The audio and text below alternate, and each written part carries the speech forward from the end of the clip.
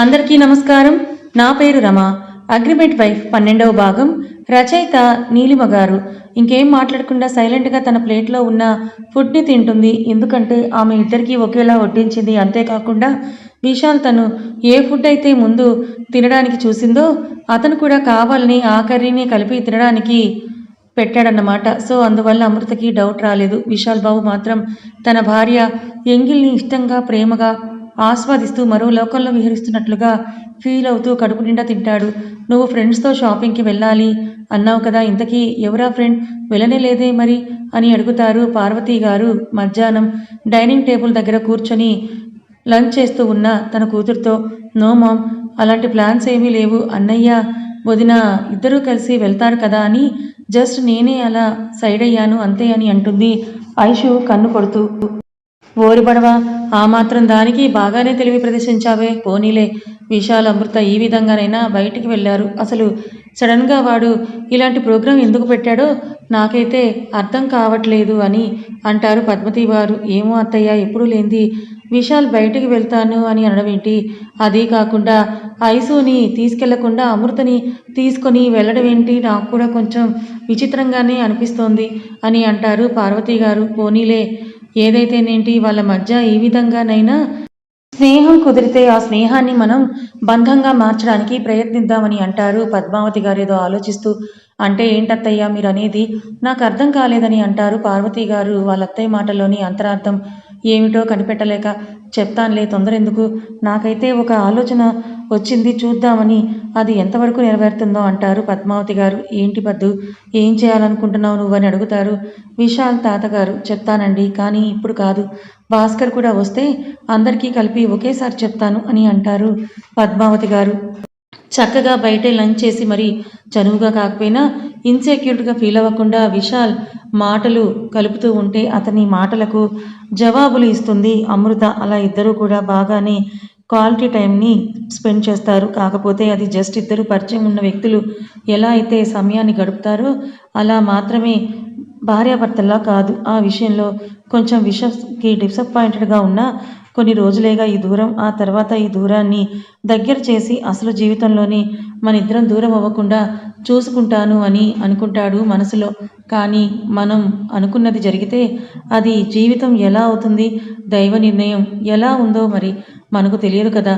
చూడాలి విశాల్ కోరిక ఎంతవరకు ఫలిస్తుందో. అయితే ఇటు అమృత కూడా అలానే అనుకుంటోంది.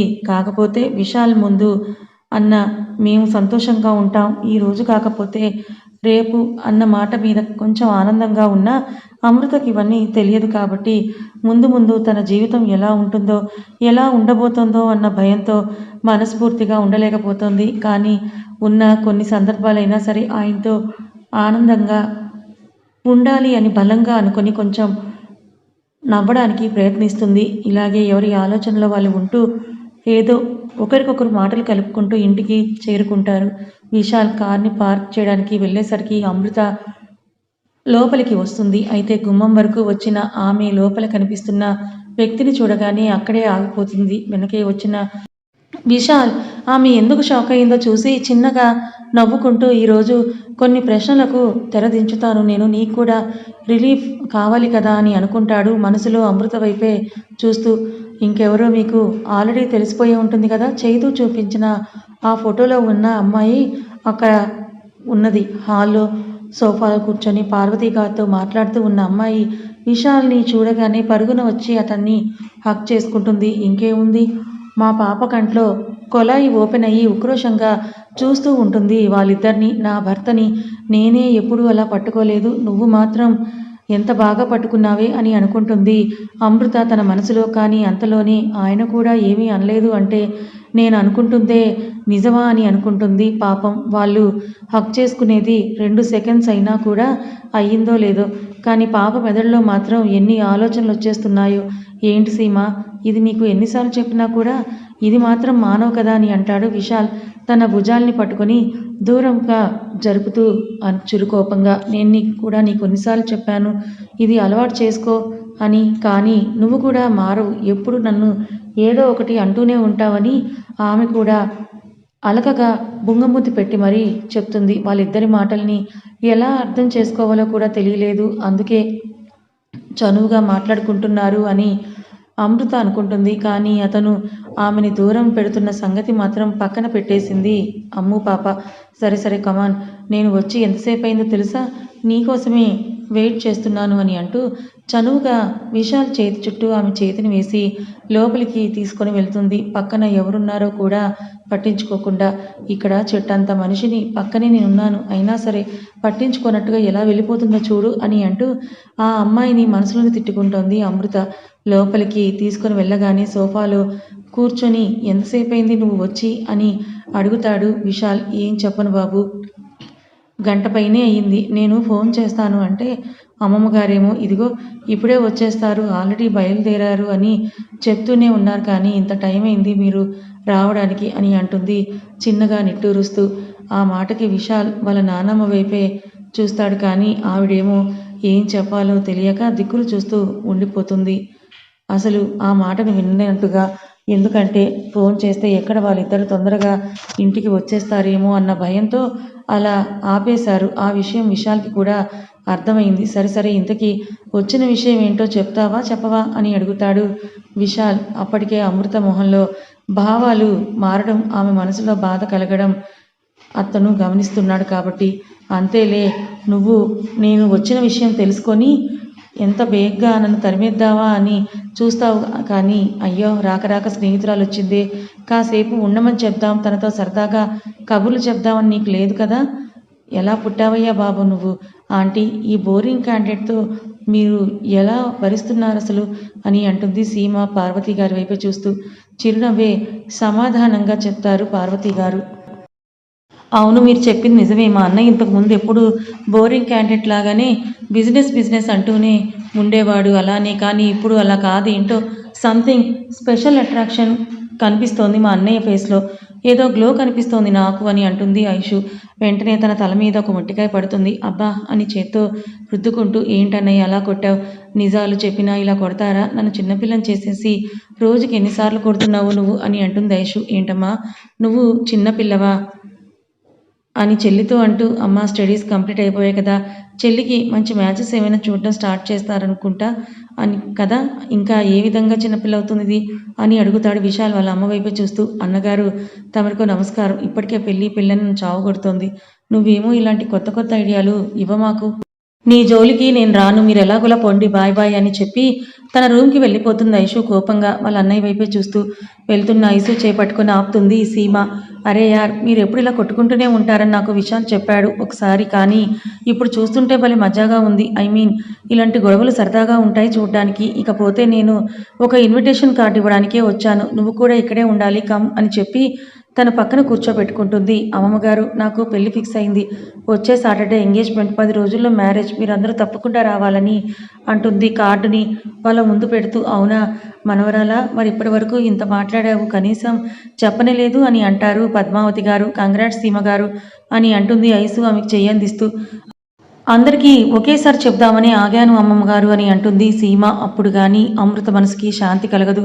చైతు చెప్పిన దగ్గర నుంచి ఎంతో నలిగిపోతోంది, ఎవరితో చెప్పుకోలేక, అలాగని నాకెందుకులే అని వదిలేయలేక ఎంతగా తనలో తను మదనపడిందో ఆమెకే తెలుసు. కానీ ఈ అమ్మాయి ఇప్పుడు వచ్చి తన పెళ్ళనగానే పక్షికి రెక్కలు వచ్చి గాలిలో ఎగిరినంత ఆనందంగా ఉంది అమృతకి. ఆ ఆనందం ఆమె కళ్ళల్లో, ఆమె పెదవుల చాటున కనిపిస్తుంటే చూస్తూ ఉంటాడు విశాల్ ఓరగా. నాకు తెలుసు నువ్వు ఎంతగా బాధపడి ఉంటావో, ఇప్పుడు నీ మనసుకు కొంచెం శాంతి లభించిందనుకుంటున్నాను నేను. పూర్తి శాంతి త్వరలో లభించేలా చేస్తాను. కొన్ని రోజులు మనకి ఈ ఎడబాటు తప్పదు, అందమైన జ్ఞాపకాలను పోగేసుకోవాలని నా ఈ ప్రయత్నం అని అనుకుంటాడు మనసులో విశాల్.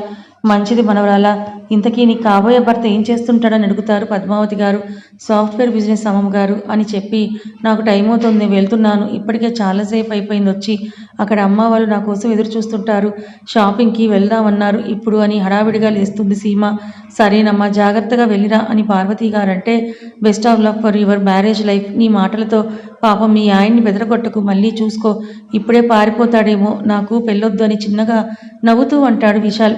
పారిపోతుంటే నేను చూస్తూ ఉంటానా ఏంటి, కుక్కకి గొలుసు కట్టినట్టుగా కట్టిపడేస్తానంటుంది ఆమె కూడా కన్ను కొడుతూ. ఇవే కొంచెం తగ్గించుకుంటే బాగుంటుంది అని చిరుకోపంగా అంటూ తనతో పాటే బయటికి వెళ్తాడు విశాల్. వాళ్ళిద్దరి వైపు చూస్తూ ఉంటుంది అమృత. మంచి స్నేహం ఉన్నట్టుంది వీళ్ళిద్దరి మధ్య. బహుశా నేను చేతు ఎలా ఉంటామో వీళ్ళిద్దరూ అలానే ఉంటారు. అలాంటి మంచి స్నేహం ఉన్న వీళ్ళిద్దరి మధ్య చెత్త లింకులు పెట్టి ఏవేవో క్రియేట్ చేసి ఎఫైర్స్ ఉన్నాయని సృష్టిస్తారా వెధవలు. వాళ్ళెవరో కానీ నా చేతికి చిక్కితే మడత కాజా మడత పెట్టేసేదాన్ని అనుకుంటుంది అమృత కసిగా. బయటికి వెళ్ళిన విశాల్ థ్యాంక్ యూ సీమా, నేను అడగగానే హెల్ప్ చేసినందుకు అని అంటాడు మనస్ఫూర్తిగా తనకి షేక్ హ్యాండ్ ఇస్తూ. అదేంటి అలా అంటావు? మనం ఎప్పుడు కూడా బెస్ట్ ఫ్రెండ్స్, ఒకరికొకరు హెల్ప్ చేసుకోకపోతే ఎలా? బై ద బై నీ వైఫ్ మాత్రం సూపర్గా ఉంది అండ్ ఏదో అంటారు కదా తెలుగులో, చూడటానికి చూడముచ్చటగా ఉంది అని. తనని సంతోషపెట్టడానికే కదా నువ్వు ఇదంతా చేస్తున్నావు. ఆఖరికి నాతో ఈ పెళ్లి డ్రామా కూడా ఆడించావు. కానీ నాకైతే ఒక విషయం అర్థం కావడం లేదు. పెళ్లికి తీసుకెళ్ళమని మీ నాన్నమ్మ గారు అడిగితే ఏం చేస్తావు అని అడుగుతుంది సీమ. ఏముంది, అప్పటికప్పుడే నేను ఏదో ఒకటి మేనేజ్ చేసుకుంటానులే. ఇప్పుడైతే మాత్రం నా భార్యగా ఆ శ్రీమతి గారు బాధపడకుండా ఉండాలని లేని నీ పెళ్లిని సృష్టించా అని నవ్వుతూ అంటాడు విశాల్. అవునులే, నువ్వెంతైనా బిజినెస్ మ్యాన్వి కదా. ఎక్కడ ఏ ప్రాబ్లం వచ్చినా చిటికలో సాల్వ్ చేసే నువ్వు నీ భార్య ప్రాబ్లం నీ సాల్వ్ చేయలేవా ఏంటి? చేసేస్తావు. అదెంత పని? నాకు నమ్మకం ఉందిలే. కానీ కార్డు మాత్రం చాలా బావుంది. ఫోటో తీసుకొని నా పెళ్ళికి అదే మోడల్‌ని ప్రింట్ చేయిస్తాను అని చిరునవ్వుతో అంటుంది సీమ. ఎప్పుడమ్మా నువ్వు చేసుకునేది? నీకోసమేమో మీ బావ పడిగాపులు కాస్తున్నాడు. నువ్వేమో నా వెంట తిరుగుతున్నావు. ఇలా అయితే నీ పెళ్ళెప్పుడు జరుగుతుందో ఏంటో? అందుకే మళ్ళీ మీ పెళ్లి వరకు వెయిట్ చేయాలంటే భయమేసి అప్పటికప్పుడు నేనొక ఫేక్ కార్డ్‌ని సృష్టించానని అంటాడు విశాల్. నా పెళ్లి మా బావతోనే జరుగుతుందని గ్యారంటీ ఏంటి? నువ్వు తన ఫోటో వేయించావని అడుగుతుంది సీమ కళ్ళెగరేస్తూ. చూడమ్మా, ఎప్పటికైనా నిజమైన ప్రేమ గెలుస్తుంది. అది ఆడ, మగ అన్నది పక్కన పెడితే మీ బావది నీ పట్ల ఉండేది నిజమైన ప్రేమే. నువ్వు నా వైపు అట్రాక్టివ్‌గా ఉన్నావు కాబట్టే నీకతని ప్రేమ నచ్చట్లేదు. ఇక నుంచి నాకు పెళ్లయిపోయిందనే థాట్‌ని నువ్వు కాస్త మనసులో పెట్టుకొని మీ బావ పట్ల పాజిటివ్‌గా ఉంటే ఆటోమేటిక్‌గా నీకు ఆ ప్రేమ నచ్చుతుంది. అందులోనూ నువ్వు అటు ఇటుగా ఉన్న మీ పేరెంట్స్ అందరూ కలిపి నిన్ను ఒప్పించి తీరుతారు. మీ బావతో పెళ్లి జరిపిస్తారు. ఇదైతే కన్ఫర్మ్. నువ్వు బాగా నోట్ చేసుకో నేను చెప్పిన మాటలని అంటాడు విశాల్. పాపం నిజమే మరి. వాళ్ళ బావ తన గురించి ఎప్పటినుంచో ఎదురు చూస్తున్నాడు కానీ, కలిసి చదువుకున్నప్పటి నుంచి కూడా విశాల్ మీద ఒక ఇన్ఫాక్చుయేషన్ స్టార్ట్ అయ్యి అతని వెనక తిరుగుతోంది సీమ. కానీ విశాల్‌కి అటువంటి అభిప్రాయం లేదు. జస్ట్ తనని ఫ్రెండ్‌గానే చూస్తున్నాడు. ఇదే పాయింట్‌ని బేస్ చేసుకొని గొడవలు పెట్టొచ్చన్న ఉద్దేశంతో దివాకర్ అక్కడ మైండ్ గేమ్‌ని స్టార్ట్ చేశాడు కానీ విశాల్ తలుచుకున్నాక ఆ గేమ్స్ రన్నవుతాయా ఏంటి? కనుసైగలతో ఆపించగలిగే సత్తా ఉన్న బాబుగారు మన విష్‌బాబు. ఓకే అయితే బాయ్. ఎల్లుండి ఎంగేజ్‌మెంట్ అని చెప్పిన రోజు ఆంటీ వాళ్ళు కానీ బయలుదేరితే ఏం చెప్పాలో బాగా ఆలోచించుకో. ప్రిపేర్‌గా ఉండని చెప్పి వెళ్ళిపోతుంది. ఏంటో ఎలాంటి వాడైనా పులిలా ఉండాల్సిన వాడు భార్య దగ్గర పిల్లిలా ఉంటారంటే ఏంటో అనుకున్నా. కానీ బయట రాజాలా తిరిగిన నేను ఇప్పుడు నా భార్య కోసం అబద్ధాలు కూడా చెప్పవలసొస్తోంది. ఓ గాడ్! ఏ మందు పెట్టావయ్యా ఈ ఆడవాళ్ళలో అయస్కాంతంలా మా మనసుని అలా లాగేసుకుంటూ ఉంటారు వాళ్ళ దగ్గరికి. ఒక్కసారి మన మనసులు వెళ్ళి వాళ్ళకతుక్కున్నాక ఇంకా వెనకొచ్చే ఉద్దేశం ఎక్కడైనా ఉంటుందా? ఏమీ తెలియని నా భార్య కూడా నన్ను పట్టి లాగేస్తోంది బాబోయ్! అని చిన్నగా నవ్వుకుంటూ మనసులోనే అనుకుంటాడు విశాల్. ఏంటమ్మా నువ్వు చెప్తున్నది? బావతోటి నేను పరిచయం పెంచుకోవాలా? ఎందుకు అని అడుగుతుంది సుప్రజ అర్థం కానట్లుగా మొహం పెడుతూ. ఎందుకేంటే వెర్రి మొహమా? అమృతని పెళ్ళాంగా ఒప్పుకోలేదు కదా! అసలు వాడికి పెళ్ళయిందన్న సంగతి కూడా తెలియదని కాంతం అంటుంటే, ఏంటి పెళ్ళయిందన్న సంగతి తెలీదా? ఈ విషయం నీకెలా తెలుసు? అయినా పెళ్ళయిందని తెలియకుండా ఆ ముష్టిది ఆ ఇంట్లో ఉంటుంటే ఎలా ఒప్పుకున్నాడు? ఏమని చెప్పి ఒప్పించారని అడుగుతుంది సుప్రజ క్వెషన్స్ మీద క్వెషన్స్ చేస్తూ. ఒసేయ్ ఒసేయ్, అది నోరా ఇంకేమైనానా? కాస్త గ్యాప్ ఇవ్వే తల్లి, నన్ను చెప్పనీ ముందు. ఏం చెప్పారో నాకైతే తెలియదు కానీ వాడికి పెళ్ళిందన్న సంగతి కూడా తెలీదంట. వీళ్ళు చెప్పలేదు మరి. కాబట్టి నువ్వు కొంచెం మీ బావతో పరిచయం పెంచుకొని బాగా దగ్గరగా ఉండి మాట్లాడుతున్నావనుకో, నేను తర్వాత ఏం చేయాలో ఆలోచిస్తానని అంటుంది కాంతం ఏదో ఆలోచిస్తూ. ఏమోనమ్మా, నువ్వు చెప్పిందైతే జరుగుతుందంటావా? అసలు బావకి నేనెవరో కూడా తెలియదు. అలాంటిది నాతో ఎలా పరిచయాన్ని పెంచుకుంటాడని అంటుంది అర్థం కానట్లుగా చూస్తూ. అది కూడా నేనే చెప్పాలా? నువ్వు ఈరోజు, రేపు కాలేజీకి వెళ్ళకుండా మీ బావ ఎటు వెళ్తున్నాడో అటే వెళ్తూ అన్నీ గమనిస్తుండు. అప్పుడు సమయం దొరికినప్పుడల్లా కొంచెం మాట్లాడడానికి ప్రయత్నించడమో, లేకపోతే ఏదైనా డ్రామా ప్లే చేసి పరిచయం పెంచుకోవడమో అలాంటివన్నీ కూడా చెయ్యి అని కూతురికి హితబోధ చేస్తుంది కాంతం. ఇంకా ఆలోచిస్తున్న కూతుర్ని చూసి, ఏంటే ఆలోచిస్తున్నావు? అర్థమైందా లేదా? ముందైతే ఈరోజు నువ్వు ఇంటికి వెళ్ళు. ఇంటికి వెళ్ళి ఎవరికీ తెలియకుండా వాచ్‌మెన్‌ని అడుగు. ఆ ఇంట్లో మీ బావగారు ఉన్నారా లేదా అని అడుగు. లేరని చెప్తే ఆఫీస్ దగ్గరే ఉన్నట్టు. ఆఫీస్ తెలుసు కాబట్టి తిన్నగా అక్కడికి వెళ్ళు. అక్కడికి వెళ్ళి కొంచెం కాలక్షేపం చెయ్యి. బయటికొచ్చే వరకు వెయిట్ చెయ్యి. వచ్చాక అతని దారిలో వస్తుండగా ఏదో ఒక డ్రామా ప్లే చేసి మాట్లాడడం మొదలుపెట్టని పూసగుచ్చినట్టు వివరంగా చెప్తుంది కాంతం. చాలు చాలు. ఇప్పటి వరకు నువ్వు చెప్పావు కదా! ఇప్పుడు చూడు, నేను అల్లుకుపోతానుగా, కాంతం కూతురంటే ఏంటో నిరూపిస్తానని లేని కాలర్‌ని ఎగరేస్తూ అంటుంది సుప్రజ. నా బంగారమే, నా బంగారమే నిన్ను ఆ ఇంటి కోడల్ని చేస్తే నాకు ఎంత సంతోషంగా ఉంటుందో తెలుసా? నిన్ను డబ్బున్న మహారాణిగా చూడాలన్నదే నా కల. తొందరలోనే నెరవేరుతుందిలే. నేను చేస్తానుగా నెరవేరేలా అని అంటూ కూతుర్ని దగ్గరకు తీసుకొని మురిసిపోతుంది కాంతం. సరే సరే నేను బయలుదేరుతానని చెప్పి ఇంట్లోకి వెళ్ళి కబోర్డ్‌లన్నీ వెతికి ఒక డ్రెస్ తీసుకొని కేజీ మేకప్ మొఖాన పూసుకొని అద్దంలో చూసుకొని మురిసిపోతూ భార్యవ్వ ఎంత అందంగా ఉన్నావే! నిన్ను చూసి మీ బావ ఫ్లాట్ అవ్వాల్సిందే అని తనలో తనే అనుకుంటూ బయలుదేరుతుంది సుప్రజ. మరి ఈ పాప ఆశలు ఎంతవరకు నెరవేరుతాయో చూద్దాం మనం కూడా. సాయంత్రం 6 గంటల సమయం. విశాల్ తాతగారు, నానమ్మగారు ఇంకా పార్వతి గారు అందరూ కూడా బయట గార్డెన్‌లో కూర్చొని కాఫీలు తాగుతూ ఉంటారు. అప్పుడే అక్కడికి విశాల్ వస్తాడు. అతని రూమ్ నుంచి "రా నాన్న, నీకు కూడా కాఫీ తేనా" అని అంటారు పార్వతి గారు లేస్తూ. "పర్లేదు మామ్, ఐషు ఏది కనిపించట్లేదని" అడిగితే తను వాళ్ళ ఫ్రెండ్స్ కాల్ చేస్తే వెళ్ళిందని అంటారు పార్వతి గారు. అక్కడ అమృత లేకపోయేసరికి మేబీ వంటగదిలోనే ఉంటుందనుకుని ఇప్పుడే వస్తానని విశాల్ అంటుంటే "ఎక్కడికి నాన్న, ఏమైనా కావాలా? నేను తెస్తానుండు" అని అంటారు పార్వతి గారు. "వద్దు మామ్, జస్ట్ నా ఫోన్ మర్చిపోయాను. రూమ్‌లో ఉన్నట్టుంది. ఉండండి వెళ్లి తీసుకొస్తానని" చెప్పి లోపలికొస్తాడు. అయితే పనివాళ్ళకి గార్డెనింగ్ చేయమని అప్పగించి ఇంట్లో స్నాక్స్ ప్రిపేర్ చేస్తోంది అమృత. వంటగది దగ్గరికి వచ్చేసరికి గట్టు మీద గిన్నె పెట్టి శనగపిండి కలుపుతోంది. ఆ పక్కనే ప్లేట్‌లో మిర్చీలు కట్ చేసున్నాయి. వాటిని చూడగానే అర్థమైంది విశాల్‌కి తనకిష్టమైన మిర్చి బజ్జీలు చేస్తోందని. విశాల్‌కి ఎంతో ఇష్టమైన మిరపకాయ బజ్జీలు వేస్తున్న అమృతని కిచెన్ ఆర్చ్ దగ్గర నుంచొని చూస్తుంటాడు విశాల్. ఒకసారి చుట్టూ చూసి ఎవరూ లేరని నిర్ధారించుకున్నాక నెమ్మదిగా పిల్లిలా అడుగులో అడుగు వేసుకుంటూ ఆమె వెనక్కి వెళ్లి నుంచొని అతను వచ్చినప్పటి నుంచి చీర చెంగు దోపడం వల్ల అతన్ని ఊరిస్తోన్న నడుము వైపు ఇంటెన్స్డ్‌గా చూస్తూ టక్కున గిల్లేస్తాడు. వెంటనే ఆ అని అరుస్తుంది అమృత. తన అరుపులకి గార్డెన్‌లో ఉన్న పార్వతి గారొచ్చేస్తారు. ఏమైందోనని కంగారుగా. కథ ఇంకా ఉంది. మరి విశాల్, అమృతల మధ్య ఈ చిలిపి సరసాలు, సరదాలు మీకెలా అనిపించాయి? నచ్చిందా? నచ్చితే లైక్ చేయండి. మరికొంతమందికి షేర్ చేయండి. ఇలాంటి మరిన్ని మంచి కథల కోసం ఛానల్‌ని సబ్స్క్రైబ్ చేసుకోండి. Thank you so much.